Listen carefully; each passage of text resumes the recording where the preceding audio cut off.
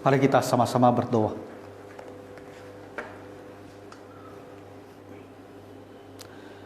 Tuhan Bapa Surgawi, Engkaulah Allah kami di surga. Engkaulah juga Bapa yang mengasihi kami. Tuhan, kami datang dengan hati yang bersyukur karena Engkau menjadi Bapa kami yang baik, yang menebus kami dari dosa, dari penghukuman melalui anak-Mu Tuhan Yesus. Dan Engkau memeliharakan hidup kami senantiasa, menolong kami di dalam segala sesuatu.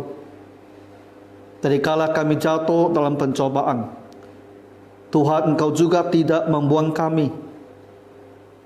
Tapi dengan cara-Mu yang ajaib, Engkau selalu membawa kami kembali kepadamu. Bapa, kami bersyukur karena Engkaulah yang memeliharakan iman kami, sampai nantinya kami akan bertemu dengan Tuhan di surga, dan bersama dengan Tuhan di dalam kerajaan-Mu yang kekal dan abadi. Bapa, hati kami datang kepadamu penuh dengan sukacita dan ucapan syukur. Di pagi ini, ya Bapa Surgawi, kami juga mengingat ayah kami di bumi ini, orang tua yang Kau berikan kepada kami. Dan kami juga bersyukur bisa mengingat mereka dan merayakan hari ayah ini untuk semua bapak-bapak kami. Kiranya Tuhan Engkau anugerahkan damai dan sukacita yang besar kepada semua ayah kami di pagi hari ini. Bapak, teruslah menuntun, memelihara, dan melindungi semua umat-Mu. Cukupkanlah Tuhan kebutuhan kami sehari-hari, dan jamahlah kami lemah dan sakit, supaya kami bisa bangun dan sehat kembali. Dan jauhkanlah kami dari mara bahaya, terutama di masa wabah corona ini. Jauhkanlah segenap jemaat-Mu dan semua keluarga yang mereka kasihi dari penyakit ini, agar kami tetap sehat sampai wabah ini berlalu. Bapa Surgawi, kami berdoa untuk gereja-Mu, supaya Tuhan menolong agar gereja tetap bisa melayani Tuhan, bahkan semakin giat di dalam pekerjaan-Mu di dalam masa dengan banyak pembatasan ini, tetap bisa melakukan pekerjaan penginjilan dan penggembalaan dengan baik. Dan berikanlah kami hikmat untuk melihat kapan waktunya yang tepat, agar jemaat-Mu bisa kembali datang ke rumah Tuhan, baik untuk bersekutu maupun untuk beribadah bersama-sama. Tuhan, pimpinlah kami, berikan kami hikmat dan pengertian untuk bisa mengerti bagaimana situasi di kota Batam ini dan kapan waktu yang tepat untuk kembali ke rumah Tuhan. Bapa, di saat ini berilah kami pertolongan Roh Kudus-Mu, agar kami bisa belajar dan mendengarkan firman-Mu.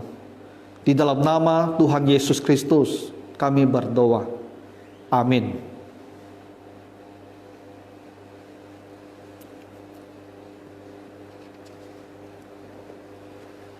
Puji Tuhan, Bapak, Ibu, Saudara sekalian, kita kembali lagi untuk beribadah. Dan hari ini di minggu ketiga bulan Juni, ya seperti tahun-tahun yang sebelumnya, dengan cara yang sederhana kita juga merayakan Hari Bapa atau Hari Ayah. Untuk tahun ini, karena kita semua berada di rumah masing-masing, maka perayaan ini kita wujudkan hanya dalam sebuah renungan, ya, sebuah khotbah yang berkaitan dengan ayah kita. Nah, Bapak Ibu Saudara sekalian, ketika kita merayakan hari Ayah, kita berpikir dasarnya itu karena mereka adalah ayah kita. Ya, faktanya mereka sebagai bapak, maka kita mengasihi mereka, dan kita juga ingin melakukan sesuatu hal yang untuk menggembirakan hati mereka. Nah, ini adalah sikap yang sangat dasar, ya sangat mendasar, atau alasan yang sangat mendasar ketika kita bersyukur untuk ayah kita sekalian. Tetapi supaya seorang ayah itu dihormati, dihargai, tidak sekedar cukup karena dia ada ayah yang membawa kita datang ke dunia kita. Tidak sekedar bahwa kita diperanakan oleh ayah kita saja. Ya. Seorang ayah akan dihargai itu akan lebih disebabkan oleh tugas dan tanggung jawab yang dia jalankan, dan oleh sikap dia terhadap anak-anaknya. Ya. Jadi lebih daripada sekedar bahwa dia yang memperanakan kita ini. Kita akan melihat teladan dari Tuhan Allah sendiri. Dalam firman Tuhan kita bacakan tadi di 2 Samuel pasal 7. Di situ kita akan melihat bagaimana Tuhan Allah dia bertindak sebagai seorang ayah. Ya. Dan dari situlah kita akan bisa melihat apa sebabnya seorang ayah itu dipuji, dihargai dan dikasihi. Nah, dalam konteksnya di pasal 7 ini adalah janji Tuhan kepada Raja Daud, ya, bahwa dia akan mempunyai seorang keturunan. Kita tahu yang dia masukkan itu adalah Raja Salomo. Dan Tuhan Allah mengatakan bahwa dia akan bersikap, bertanggung jawab, berbuat seperti seorang ayah kepada Salomo. Nah, itulah sebabnya ayat ini bisa menjadi sebuah pelajaran dan teladan kepada semua ayah. Bagaimana Allah sebagai bapa, demikianlah kita seorang ayah harus juga kepada anak-anak kita. Dan apa yang Tuhan lakukan, itulah harus kita lakukan.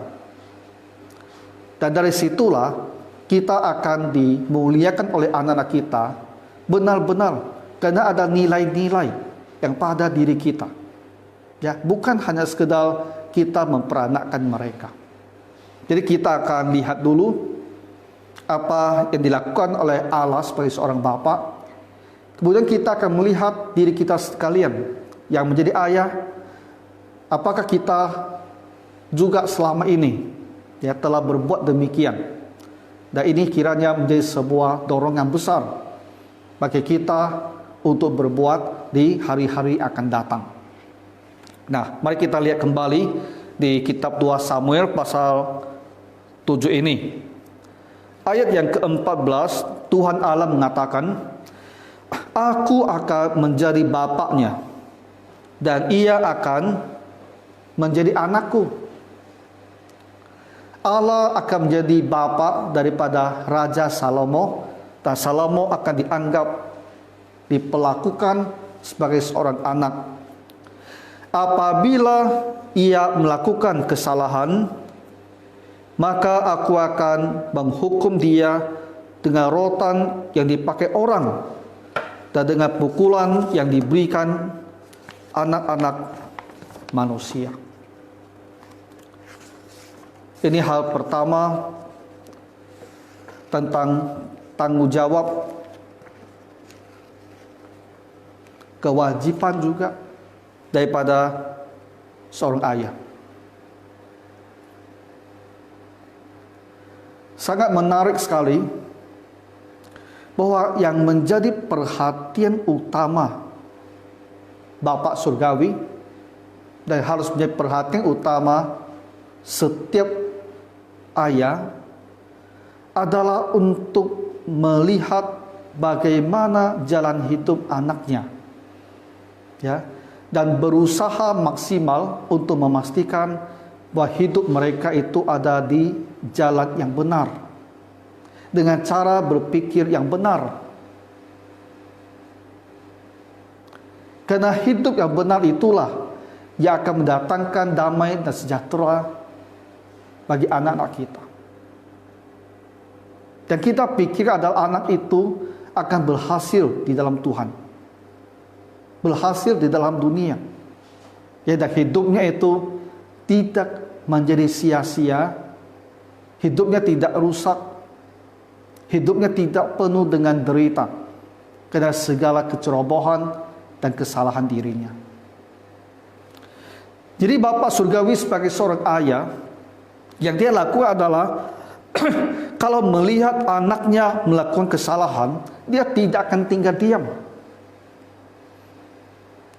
Seorang ayah tidak boleh berkata, anak saya sudah dewasa, dia sudah cukup umur, biar dia berbuat apa yang dia suka menurut pandangannya sendiri. Seorang ayah jauh lebih berpengalaman, lebih mengerti hidup ini, dan seharusnya juga lebih memahami firman Tuhan. Jadi dia harus melihat bagaimana jalan hidup anaknya, dan apabila di situ ada kesalahan, dia harus berbuat sesuatu untuk memperbaiki. Jadi Allah sebagai Bapa Surgawi, dari sini sebagai bapaknya Salomo, dia akan menghukum dia apabila melihat ada kesalahan. Anak itu tidak boleh dibiarkan terus di dalam kesalahannya. Kalau jalannya telah rusak, kita tak boleh biarkan dia terus. Kalau dibiarkan, dia akan lanjut di dalam segala penderitaan. Allah akan menghukum dia dengan rotan yang dipakai orang, dengan pukulan yang diberikan pada anak-anak manusia. Artinya anak itu akan dia hajar, ya, dengan rotan, dengan pukulan. Tentu ketika anaknya masih lebih muda, dia bisa gunakan rotan. Kalau anaknya sudah menjadi seorang dewasa, tentu tidak bisa digunakan rotan. Tapi intinya di sini adalah anak itu harus dihajar. Apakah secara fisik atau tidak. Dan ketika anak itu harus dihajar, maka akan menimbulkan friksi, maka menimbulkan rasa sangat tidak enak, ya, mungkin juga bisa menimbulkan perseteruan, tapi itu hanya akan berlangsung beberapa saat. Hajaran itulah yang akan mengingatkan pada anak-anak kita bahwa apa yang dia lakukan itu salah. Setidaknya membuat dia sadar bahwa apa yang dia lakukan itu adalah salah dan harus diadakan perbaikan. Jadi kita tidak bisa merasa saya harus menjaga hubungan dengan anak-anak itu seharmonis mungkin. Jadi tidak boleh ada kata-kata yang tidak mengenakkan dia, tidak boleh ada suatu perbuatan yang membuat dia menjadi tak senang sama kita seorang tua. Itu tidak bisa. Karena itu adalah sikap yang buruk yang hanya akan membiarkan anak kita terus di dalam jalannya yang keliru. Ya. Jadi marilah kita lihat dari contoh teladan Allah sebagai seorang bapa. Ia akan menghukum dia dengan rotan, dia akan memukul dia dengan pukulan, yang diberikan pada anak-anak manusia.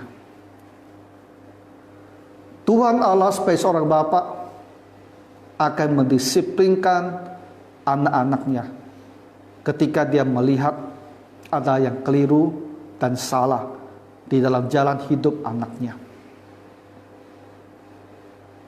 Bapak Ibu Saudara sekalian, apa hal-hal yang benar-benar harus kita perhatikan di dalam kehidupan anak-anak kita sekarang? Ya. Tentu banyak sekali hal yang perlu kita perhatikan, tapi marilah kita melihat beberapa hal yang saya rasa adalah sangat utama dan penting dalam diri anak kita, yang harus kita koreksi dan disiplinkan ketika mereka tidak di jalan yang benar. Pertama, pasti berhubungan dengan Tuhan Allah sendiri, yaitu iman yang diwujudkan dalam ibadah anak-anak kita. Ketika mereka tidak mau pergi ke sekolah minggu, kita tidak boleh biarkan mereka tidak ke sekolah minggu. Tidak boleh biarkan mereka karena tidak mau bangun pagi lalu tidak ke sekolah minggu. Karena mereka ingin terus menonton TV lalu tidak ke sekolah minggu. Itu untuk anak-anak kecil kita. Kalau kita telah lihat ada kecenderungan sikap seperti ini, kita harus koreksi. Apakah dirotan atau dimarahin, kita harus lakukan itu. Karena kalau kita tidak lakukan, maka dia pelan-pelan setiap minggu dia pun tidak mau lagi ke sekolah minggu. Tuhan itu tidak punya tempat di dalam hatinya.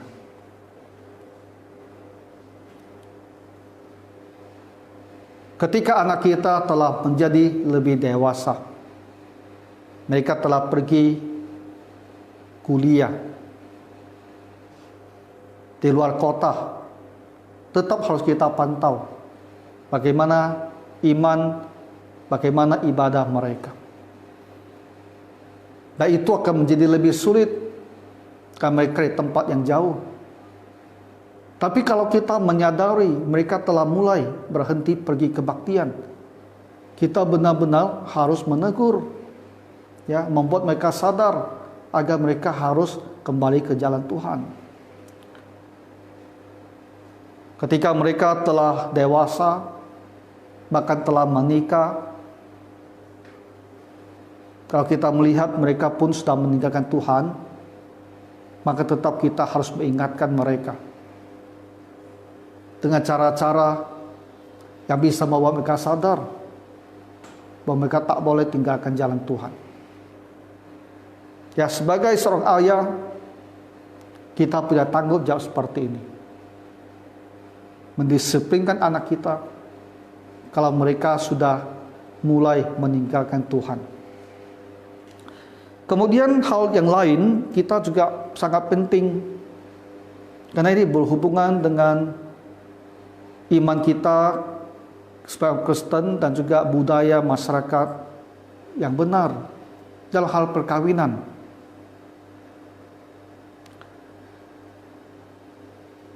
Orang-orang mulai bersikap mereka tidak mau menikah, tapi mau hidup bersama.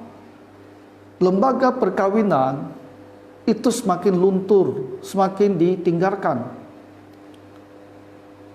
Kita harus waspada sekali kalau anak-anak kita ada tanda-tanda yang lebih suka tinggal bersama, tapi tidak mau berkeluarga. Itu harus dimulai dengan kita orang tua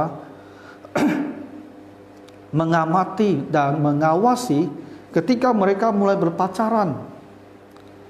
Kita tidak boleh biarkan mereka pergi tur berduaan. Ya, kita tak boleh biarkan mereka pergi menginap berduaan. Jangan kita pikir itu hanya masalah sederhana. Tapi kalau kita lakukan dan mereka di situ jatuh ke dalam dosa dan mereka berpikir Tanpa kami menikah pun kami bisa hidup seperti ini. Dan kelihatannya juga mereka suka. Tapi lambat laun mereka merasa tidak perlu menikah pun tidak apa-apa. Jadi kita sebagai orang tua harus perhatikan hal-hal demikian. Anak-anak itu harus menikah. Tidak boleh hidup bersama tanpa pernikahan. Dan sebagai ayah yang benar, kita tak boleh izinkan anak kita pergi, baik yang laki maupun yang perempuan, pergi bersama dengan pacarnya kalau mereka itu belum benar-benar telah menikah di dalam Tuhan.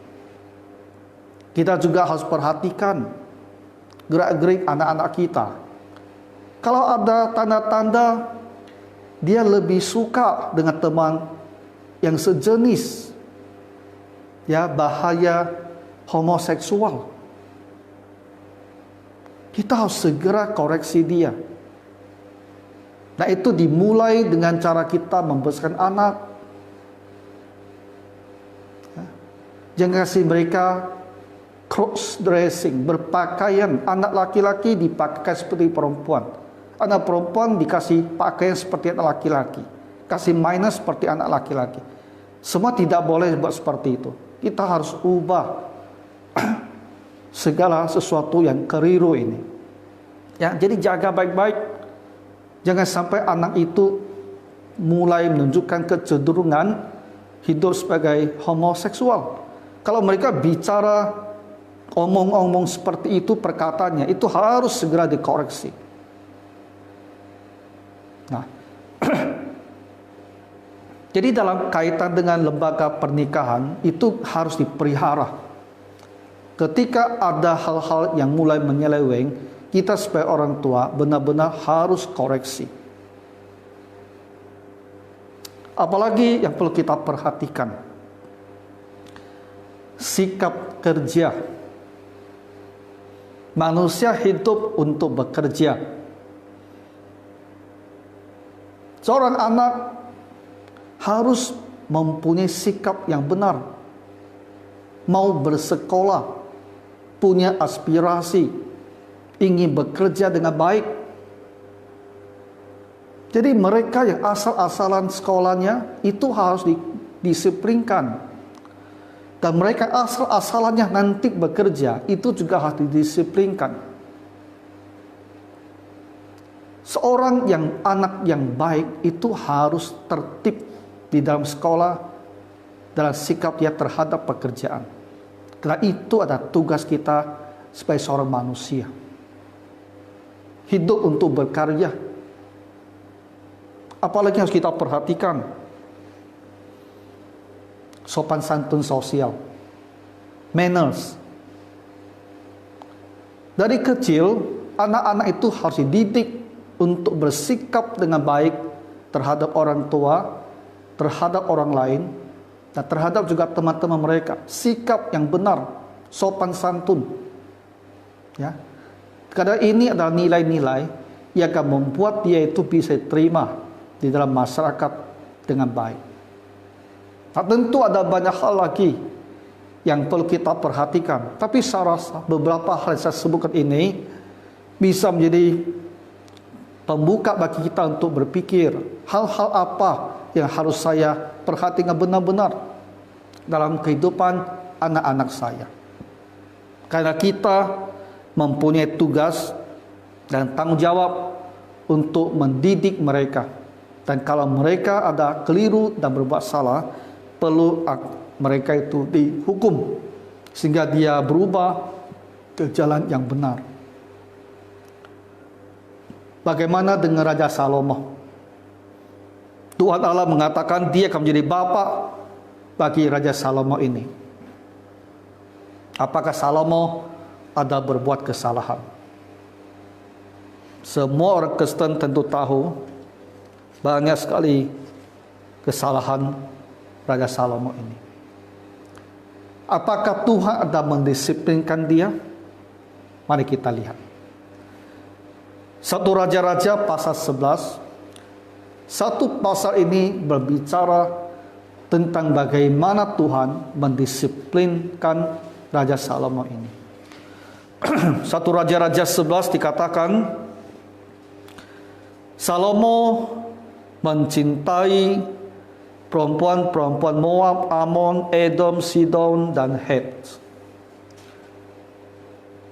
Masalah Salomo itu dimulai karena dia gampang sekali jatuh cinta. Tentu ada aspek politiknya, ya, dengan menikahi para putri kerajaan dari berbagai suku bangsa, itu akan mengokohkan kerajaannya. Tapi kalau mengingat bahwa permaisuri, istri, dan gundiknya itu sampai 1.000 orang, itu pasti lebih daripada sekedar urusan politik. Dia memang banyak sekali mungkin dia termasuk kategori ketika dia melihat perempuan, dia rasa semuanya itu cantik. Itu masalahnya Salomo. Ya. Dari poligami ini membawa dia kepada dosa berikutnya. Itu dosa penyembahan berhala. Ketika hati kita telah berbuat salah, maka kita dalam hati telah meninggalkan Tuhan. Pertahanan iman kita itu menjadi begitu lemah, sehingga dosa berikutnya itu dengan mudah saja mengalahkan kita. Jadi dosa poligaminya, percintaannya ini membawa dia kepada dosa penyembahan berhala. Istri-istrinya itu mencondongkan hatinya kepada Allah lain, ya. Dan dia membangun tempat-tempat ibadah yang banyak untuk para istrinya. Dan dia sendiri pun hatinya telah meninggalkan Tuhan dan condong kepada berhala-berhala ini. Salomo memerintah 40 tahun. Ya, 40 tahun yang panjang. Dan untuk masa yang lama dia telah berbuat salah. Adakah Tuhan mencoba memperbaiki dia, mendisiplinkan dia? Ada. Karena walaupun kita mengatakan Salomo adalah raja yang memerintah pada era kejayaan, pada era puncak kerajaan Israel, dalam masa dia tidak mempunyai peperangan dengan bangsa-bangsa sekitarnya lagi, karena semuanya telah ditaklukkan oleh Daud. Tetapi untuk dosa-dosanya ini, Tuhan juga menghukum dia untuk mendisiplinkan dia. Ada 3 orang yang Tuhan bangkitkan mengadakan pemberontakan untuk melawan dia. Pertama ada seorang bernama Hadad di ayat ke-14. Ya. Hadad ini memberontak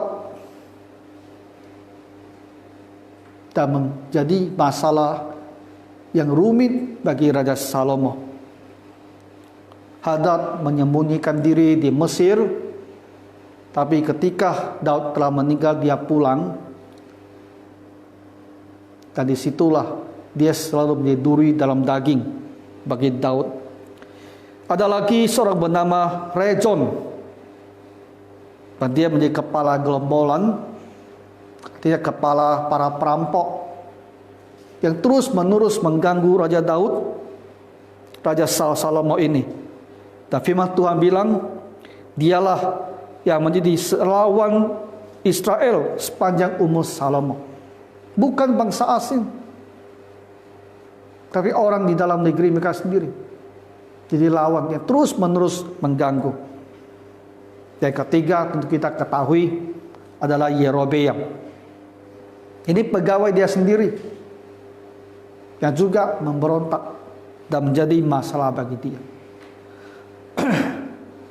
3 orang ini Tuhan bangkitkan sebagai penghukuman terhadap Raja Salomo. Karena dosa-dosa dia di dalam memperistri begitu banyak perempuan asing dan mengikuti mereka dalam penyembahan berhala. Dan paling utamanya disepingkan Tuhan kepada dia adalah ketika dia, Salomo, diberitahu bahwa setelah dia mati, kerajaannya itu akan disobek menjadi 2. 10 suku bangsa akan meninggalkan dia. Nah, inilah Salomo, anak yang Tuhan Allah sendiri memilih untuk menjadi bapaknya. Tapi ketika dia memilih jalan hidup yang salah, seperti Tuhan telah berkata kepada Raja Daud sebelumnya, maka dia menghajar dia dengan rotan dan memukul dia seperti bapak memukul anak-anak. Contoh Bapak surgawi kepada kita semua yang menjadi ayah, saya rasa sudah sangat jelas. Kita yang sebagai ayah, nilai kita, alasan kita dihargai oleh anak kita, itu pertama-tama ya terletak di sini. Adakah kita jalankan tugas dan tanggung jawab ini? Adakah kita sungguh-sungguh memperhati anak-anak kita ini? Sehingga kalau mereka bersalah, kita akan memperbaiki kelakuan mereka, akan bawa mereka kembali ke jalan yang benar.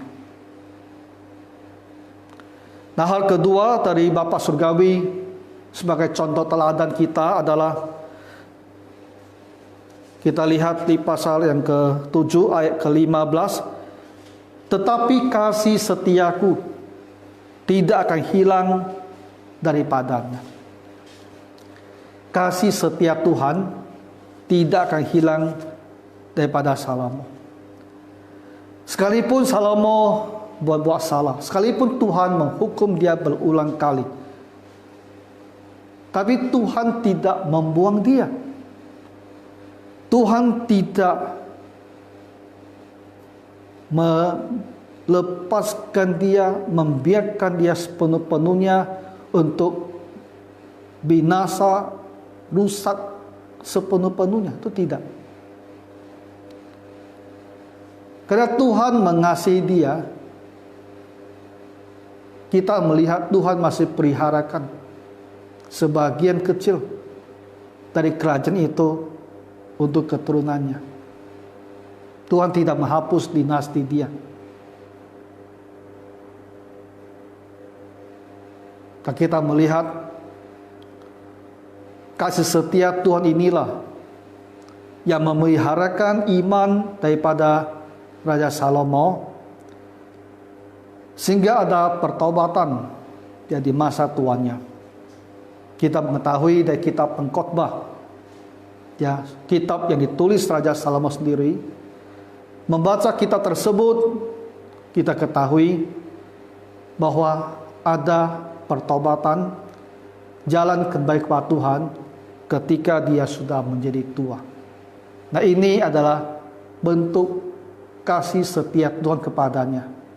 Dia tidak terbuang, masih tetap di dalam Tuhan pada masa tuanya, ya, menjelang akhir hidupnya. Dia kembali lagi kepada Tuhan.